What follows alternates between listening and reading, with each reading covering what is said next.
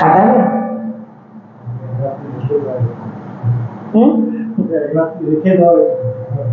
না, আপনাকে যদি বলা হয় আপনি তার পাশে গিয়ে বসে একবার কাটান, আপনারা নিজের এত প্রেম করতেন, ভালোবাসতেন, আজকে কেন ভয় পাচ্ছেন? কেন? আপনার সেই ব্যক্তির ছবি দেখতেও ভয় পান। তাহলে আমি এগুলো অনুভব করি যে তাহলে কি আছে ভিতরে? কিছুই তো, মানে যাকে আপনি যত্ন করছেন, মোটা সোনার চেন করছেন, সোনার আভূষণ, বড় বড় দামি দামি বস্ত্র, এগুলো পরে নিজেকে সুন্দর করার চেষ্টা করছেন, তারপর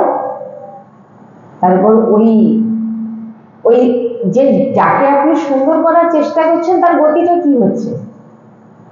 তাকে ছুঁয়ে ফেললে, তার দেহ থেকে যদি সেই প্রাণটি বেরিয়ে যায়, তাকে ছুঁয়ে নিলে কি হবে? সে অপবিত্র হয়ে যাবে। সেটা পুত্র হোক, আর এটা একদম পরিষ্কার, মানে এই ভিতর থেকে জেনে নেই, কিচ্ছু নেই, সব দেখছেন মায়া খেলা, কিচ্ছু নেই। তাই বলছেন, যিনি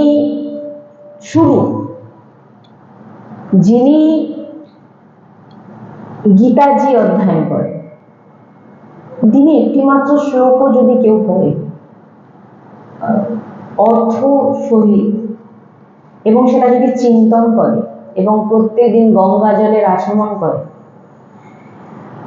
তো বলছেন যমরাজ আর সে রাধা রাধা কৃষ্ণ কৃষ্ণ সে উচ্চারণ করে, বলছেন যমরাজ তার দিকে তাকায়ও না। যদি একবার কেউ এটা করে থাকে, তাহলে যদি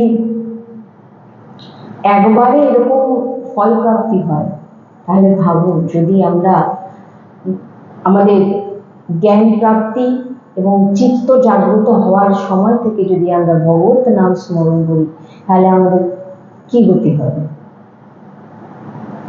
কিন্তু দেখুন আমরা কি করছি। এই জন্য মহাপুরুষগণ বলছেন, আরে মতি বোঝার চেষ্টা কর যে গোবিন্দের ভজন কর, কেউ তোর সঙ্গ দেবে না, কেউ তোর সঙ্গে যাবে না, কেউ তোর নয়।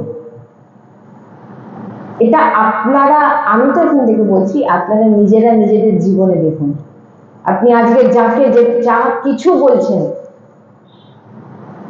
আর এটা কখন ছাড়তে পারবে? এখন অনেকে আছে শুনছে, ভাবছেন যে না ঠিক বলছে, কিন্তু ছাড়তে পারছে।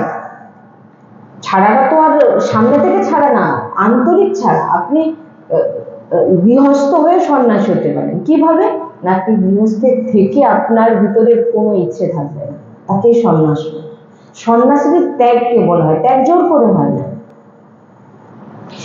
তো বলছেন যে এই যে পরিবারে আপনি এসেছেন, এটা শুধু আপনার ইচ্ছে মেটানোর জন্য নয়, ভগবানকে প্রাপ্তির জন্য। মানে ভাবুন, বুড়ো হয়ে গেছে, মাথার চুল পেকে গেছে, চুলও সাদা হয়ে গেছে, চোখেও দেখতে পাচ্ছে না, বিভিন্ন রোগ ধরে নিয়েছে, সে কিন্তু বাড়ির দরজার সামনে বসে সে কি চিন্তা করছে? না কি করে আমার পরিবারকে আমি, আপনারাই জানেন। তো এতে কি হচ্ছে? আপনার চিন্তাটা কিন্তু সবসময় আপনি কার চিন্তা করছেন? চুল পেকে গেছে কিন্তু মাথায়, চোখেও দেখতে পাচ্ছেন না, দাঁতও পড়ে গেছে, আপনার শরীরের কোনো বল নেই, কিন্তু ভিতরের যে অভ্যাস, দরজার সামনে বসে ঘরে চিন্তা করছেন কিভাবে এটা করব, কিভাবে ওটা করব। একটা সেকেন্ড লাগবে না আমার আপনার প্রাণকে বেরিয়ে, একটা সেকেন্ড লাগবে, কেউ আপনার নয়। এখনই আপনি বিছানায় পড়ে যান, এগুলো মানে একদম দেখা আমি জিনিস আপনাদের বলছি। এখনই বিছানায় পড়ে যান, 2 দিন 3 দিন 1 মাস 2 মাস বিছানায় মল মূত্র ত্যাগ করুন, তারপর দেখবেন আপনাকে খাওয়াবেও না, বলবো খাবারেই গন্ডগোল আছে। মানে গুরুজি এরকম সবসময় আমাদের বলে থাকে। তাই বলছেন যে আরে মূর্খ ব্যক্তি, গোবিন্দ গোবিন্দ জপ, কেন কার পিছনে পড়ে আছিস? এখনো মাথার চুল পেকে গেছে, এখনো ভাবছিস, এখনো ভাবছিস।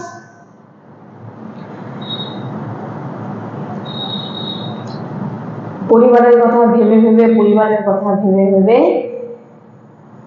তুই মরবি, আর মরার পর তোর গতি কি হবে? আবার তোকে মাতৃগর্ভে ফিরে আসতে হবে। বলে এগুলো তো বলার কথা, এগুলো তো হয়, ওইগুলো তো ভগবানের কথাতে বলে, ওগুলো তো আমরা সবসময় শুনি।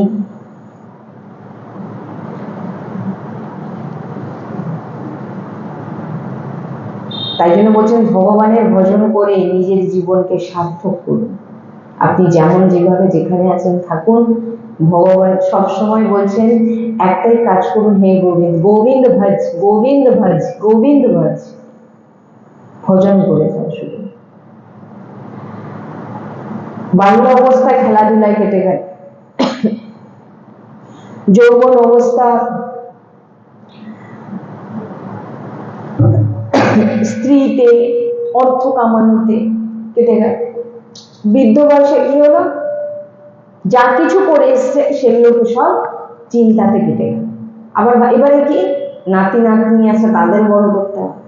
সমস্ত ভার কি প্রভু তোমার উপরেই দিয়েছে? সারা জীবন অর্থ কামালাম, সবাইকে বড় করলাম, সবকিছু করে দিলাম, তাহলে নিজের জন্য কি করেছো? তুমি সবার জন্য করেছো, কিন্তু নিজের জন্য কি করেছো? এটা কিন্তু নিজের জন্য নয়। আর মানে সংসার যে যে জিনিসগুলো করছে এখানকার জন্য, ভাবছে আমার পরিবার ভালো থাকবে, কোনোদিন পরিবার ভালো থাকবে না।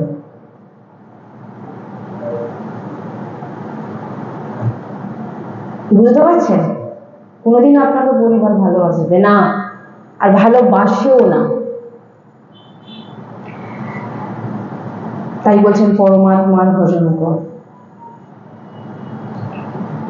যেদিন থেকে তুমি বুঝতে পেরেছো যে না আমার জীবনের উদ্দেশ্য কি, যখন আমি মাঝে মাঝে ভাবি যে সবকিছুই যখন আমরা উচ্চারণ করি মুখে, যে আমার হাত ব্যথা করছে, আমার পা ব্যথা করছে, আমার মাথা ব্যথা করছে, আমার শরীর ভালো নেই, আমি খালি ভাবি যে তাহলে এই ভিতরে আমিটা কে বসে আছে, যেটাকে আমরা বুঝতে পারছি না। আমরা ভেবে নিয়েছি যে এই যে হাত নাড়ছি, এই যে কথা বলছি, আমরা ভেবে নিচ্ছি কিন্তু আমি এটা, কিন্তু আপনি নিজে নিজের মুখেই বলছেন, কি বলছেন?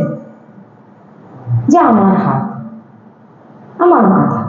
তাহলে আমি এটা চিন্তা করেছি, তাহলে এখানে আমি কোথায় আছি, এটা বোঝার জন্য আপনাকে হরি ভজ গোবিন্দ ভজ, হরি ভজ গোবিন্দ ভজ করে দিতে হবে, তবে আপনি জানতে পারবেন। আর যদি হরি গোবিন্দকে না ভজেন, রাধারানীকে না ভজেন, তাহলে আপনাকে বুঝে নিতে হবে যে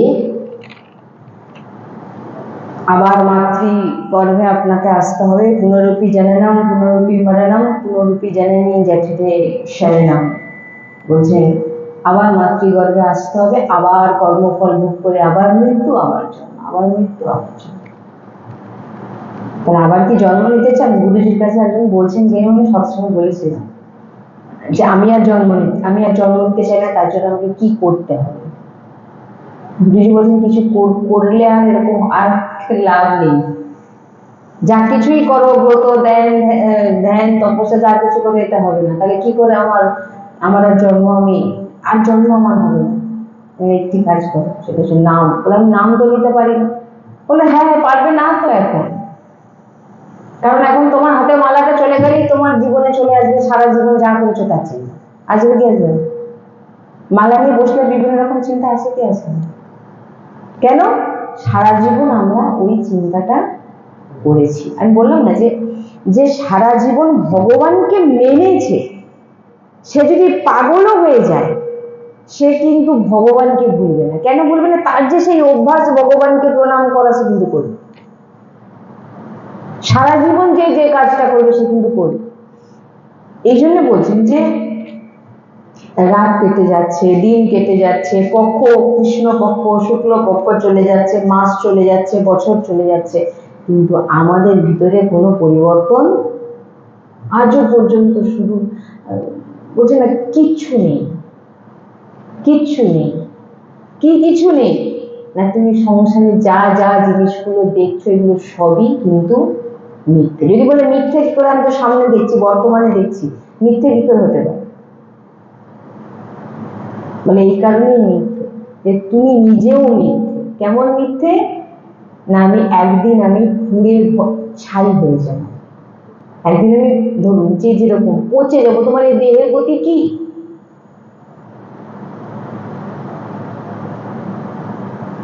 চিন্তা কি করছো না? আমি চিন্তা করছি, সারা জীবন করে এসেছি, এখন আমার হাতে সময় আর কতটুকু আছে কেউ বলতে পারবে না হিসাব করে। তাই মহাপুরুষগণ বলছেন হরি বচ, হরি বচ, হরি বচ। নিন্দা, দ্বেষ এই সমস্ত থেকে দূরে।